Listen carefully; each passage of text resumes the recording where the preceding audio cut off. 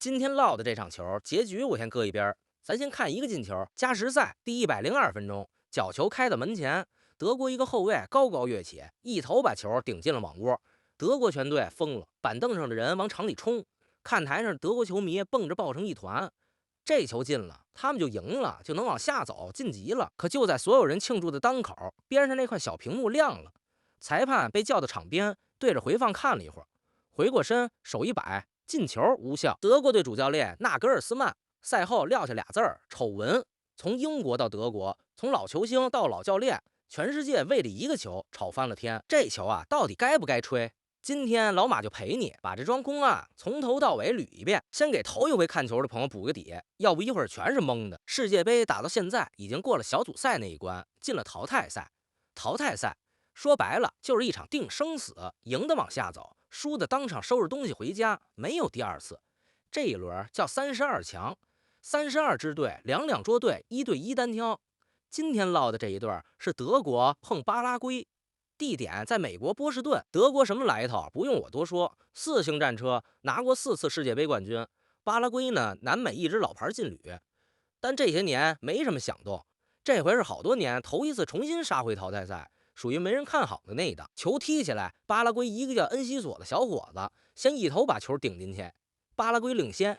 德國沒慌，下半場靠着哈弗茨一記頭球扳平，1-1，90分鐘沒分出勝負，加時還是1-1。然後就是開頭那一幕，德國的塔頂進一個眼瞅着要贏，被裁判看了回放給吹了以後，兩邊再沒進球，只能靠罰點球決勝負。點球這東西最熬人，跟掷硬幣賭命差不多。最後德國輸了，回家。我剛說的那個看回放，專業叫 VAR， 就是錄像回看，跟網球的鷹眼一個道理。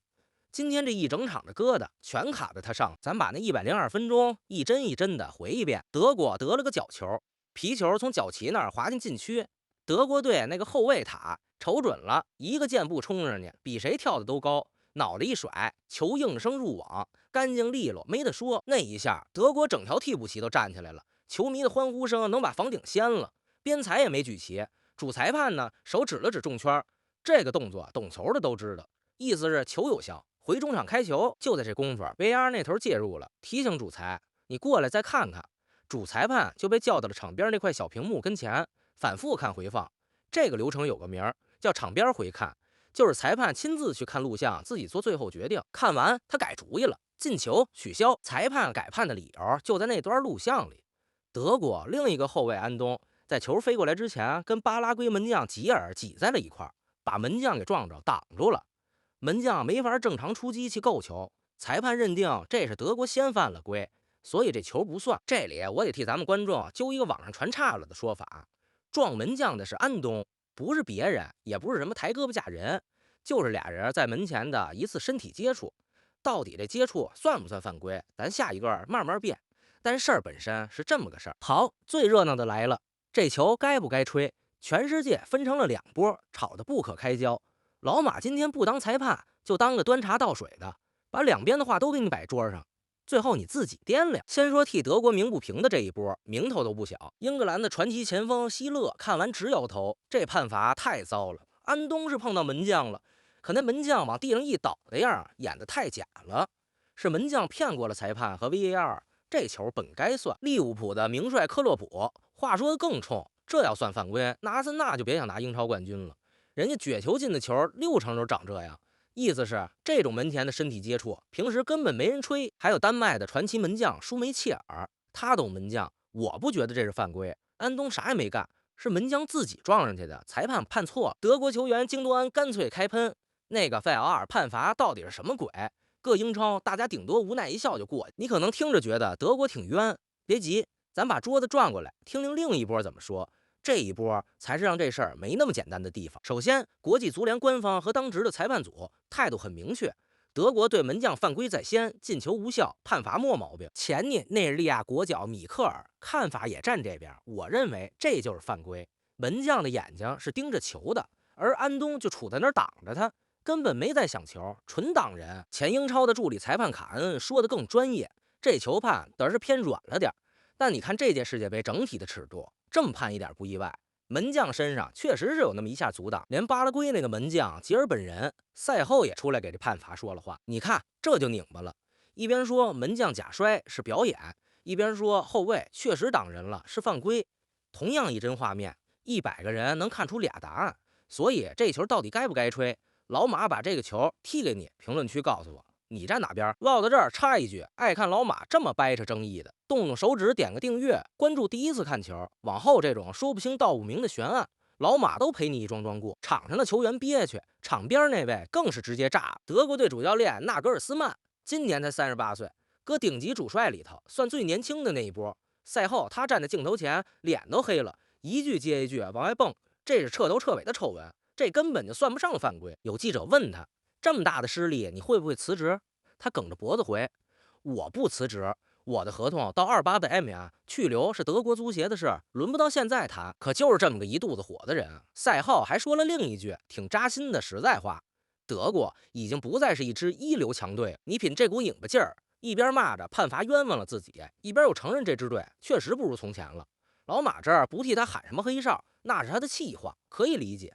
但這後半句才真正戳中了德國的病根。這病根是啥？咱後頭說。被吹了那個球，德國其實還沒輸，還有最後一道關，點球大戰。可偏偏就是這道關要了德國的命。說出來你可能不信，堂堂德國隊世界杯歷史上從來沒在點球大戰裡輸過球。德國人罰點球是出了名的穩，出了名的冷些。過去那是對手的噩夢，這一回是頭一遭栽了。老門將諾伊爾其實拼到了最後，點球大戰裡他自己還撲出了巴拉圭一個，硬生生把比賽拖進了突然死亡。可惜前面的隊友接二連三的罰丟，他一個人兜不住。到了突然死亡，巴拉圭一個叫卡納萊的球員一腳命中，把德國送回了家。巴拉圭門將吉爾這一晚撲出2個點球，成了全國英雄。而德國這邊最苦的那個人又是塔，對，就是頭一段頂進那個被吹掉的球的塔。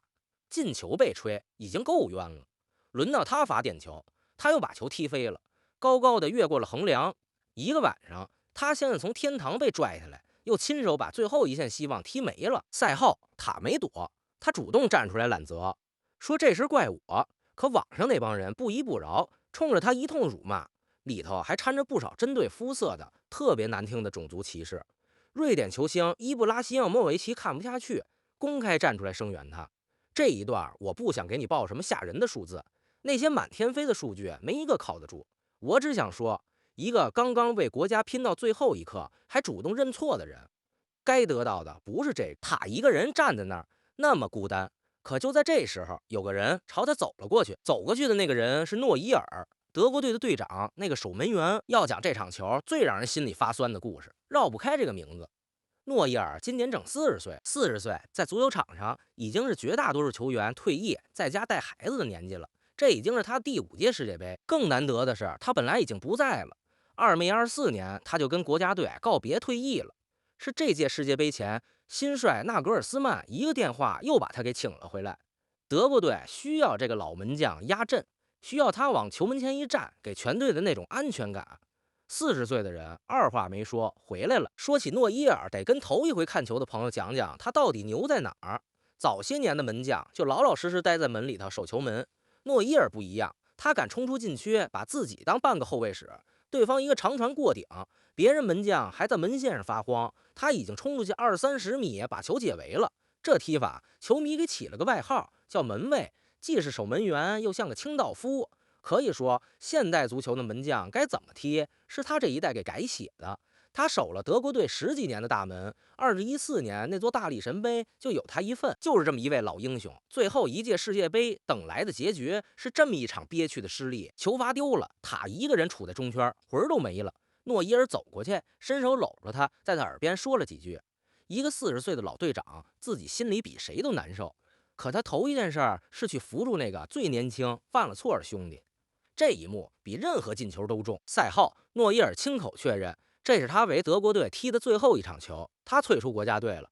他說以這種方式結束太苦澀了。他說我們創造的機會還不夠多，沒有眼淚橫飛，沒有豪言壯語，就是一個老人平平靜靜的把話說完，轉身走了。